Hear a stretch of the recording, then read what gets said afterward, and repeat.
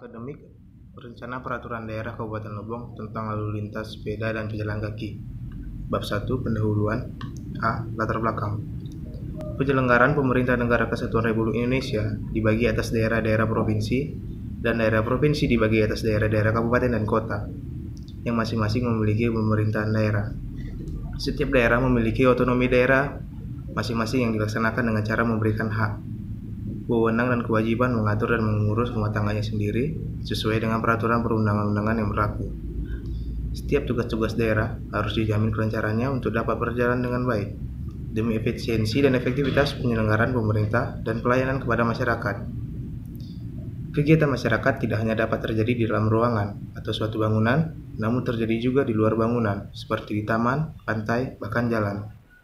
Dalam melakukan kegiatannya, masyarakat juga menggunakan kendaraan bermotor dan tidak jarang juga masyarakat juga memilih untuk berjalan kaki dan menggunakan sepeda untuk transportasi. Terkait kegiatan yang dilakukan di jalan, masyarakat pastinya membutuhkan ruang jalan yang luas dan lancar guna menunjang kegiatannya, sehingga hal ini tentu berkaitan dengan lalu lintas. Meningkatnya jumlah kendaraan yang ada di Kabupaten Lebong yang tidak diimbangi dengan pelebaran jalan membuat kebutuhan ruang jalan yang lebih besar menjadi sangat diperlukan masyarakat, khususnya bagi penggunaan jalan. Meningkatnya jumlah kendaraan dapat dilihat dari makin padatnya arus lalu lintas di Kabupaten Lebong. Hal ini tentu saja membuat pemerintah Kabupaten Lebong untuk dapat mengatasi permasalahan yang ada. Bukan hanya masalah lalu lintas, namun juga masalah keselamatan penggunaan jalan lainnya, termasuk pejalan kaki juga pengendaraan sepeda. Ruang bagi pejalan kaki dan juga pengendara sepeda untuk mendapatkan perlindungan ketika berada di ruang lalu lintas jalan. Jadi tidak ada alasan bagi para pengguna kendaraan bermotor untuk tidak tertib saat berada di jalan, karena akan membahayakan selain untuk dirinya sendiri, kendaraan lain, dan khususnya pejalan kaki dan juga pengendaraan sepeda. Ruang jalan bagi kendaraan yang terbatas sering menimbulkan kemacetan yang tidak dapat dihindari dan yang bisa saja terjadi kapan saja, sehingga memaksa para pengguna kendaraan bermotor untuk menggunakan trotoar sebagai perlintasan di ruang parkir. Selanjutnya akan diterangkan oleh rekan saya. Terima kasih. Menurut ketentuan Undang-Undang Nomor 22 Tahun 2009 tentang Lalu Lintas Angkutan Jalan atau disingkat Undang-Undang Nomor 22 Tahun 2009, pada pasal 1 angka 2 adalah gerak kendaraan dan orang di ruang lalu lintas jalan, dan ketentuan pasal tersebut dapat dijelaskan bahwa baik itu kendaraan maupun orang yang melakukan gerakan atau kegiatan di ruang lalu lintas jalan adalah merupakan lalu lintas.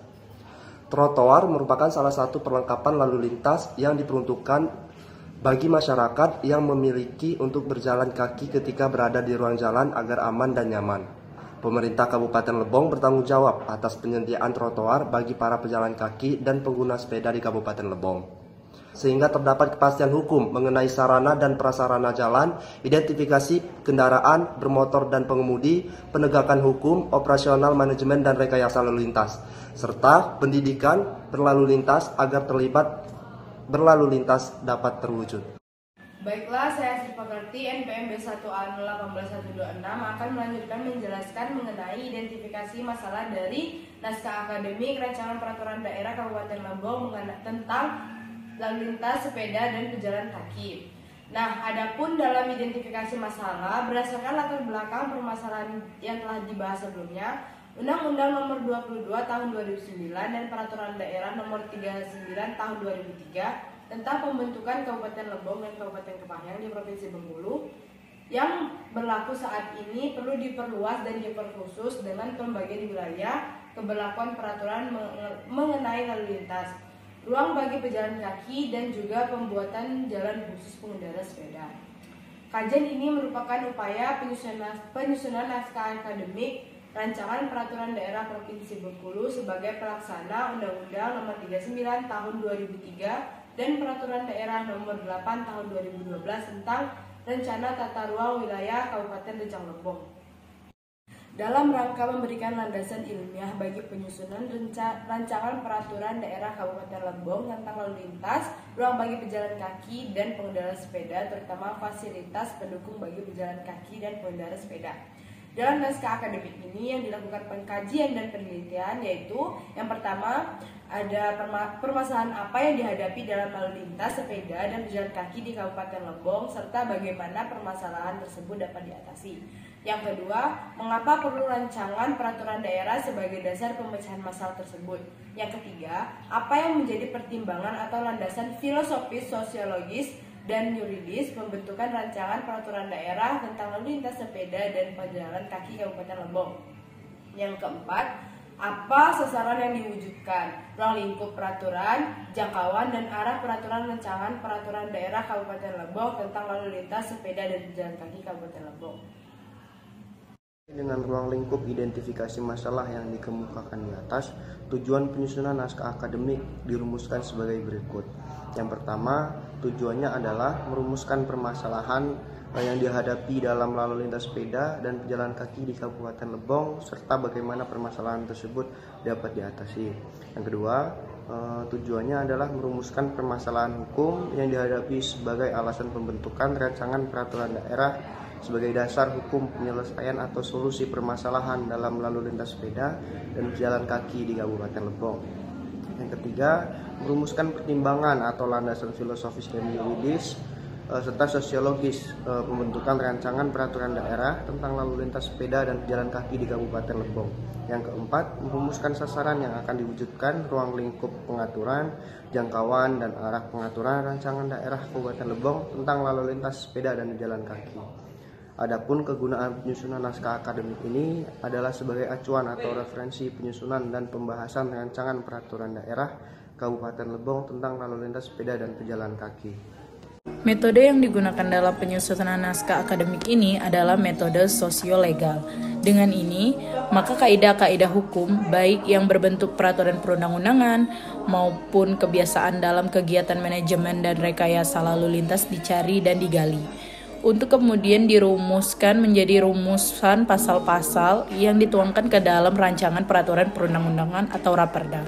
Metode ini dilandasi oleh sebuah teori bahwa hukum yang baik, hukum yang juga berlandaskan pada kenyataan yang ada dalam masyarakat, bukan semata-mata merupakan kehendak penguasa saja.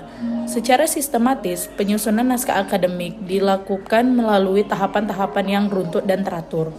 Tahapan yang dilakukan meliputi: pertama, identifikasi permasalahan terhadap lalu lintas sepeda dan pejalan kaki. Kedua, inventarisasi bahan hukum yang berkaitan dengan pengaturan lalu lintas sepeda dan pejalan kaki. Ketiga, sistematisasi bahan hukum. Keempat, analisis bahan hukum. Dan kelima, perancangan dan penulisan. Rangkaian tahapan dimulai dengan inventarisasi dan identifikasi terhadap permasalahan, analisis dampak lalu lintas sebagai upaya untuk penataan dan pengendalian pendirian bangunan yang mengakibatkan kemacetan lalu lintas. Tahapan ini dilakukan melalui penelitian hukum dan penelitian empiris. Penelitian hukum dilakukan inventarisasi sumber bahan hukum yang relevan, yaitu primer dan sekunder, yaitu peraturan perundang-undangan yang berkaitan dengan keabsahan pengaturan penyelenggaraan analisis dampak lalu lintas. Penelitian empiris dilakukan melalui wawancara dan SKPD terkait, yaitu Dinas Perhubungan, Informatika dan Komunikasi dan Dinas Cipta Karya sebagai instansi yang menetapkan IMB sebagai dasar hukum untuk melakukan pembangunan. Langkah berikutnya melakukan sistematisasi keseluruhan bahan hukum yang ada. Proses sistematisasi ini juga diberlakukan terhadap asas-asas hukum, teori-teori, konsep-konsep, doktrin, serta bahan rujukan lainnya. Rangkaian tahapan tersebut dimaksud untuk mempermudah pengkajian dari permasalahan pelaksanaan analisis dampak lalu lintas. Melalui rangkaian tahap ini diharapkan mampu memberi rekomendasi yang mendukung perlunya reinterpretasi dan reorientasi pemahaman terhadap lalu lintas sepeda dan pejalan kaki sebagai salah satu instrumen penataan dan pengendalian pembangunan besar di Kabupaten Lebong guna menjawab permasalahan yang telah diidentifikasi.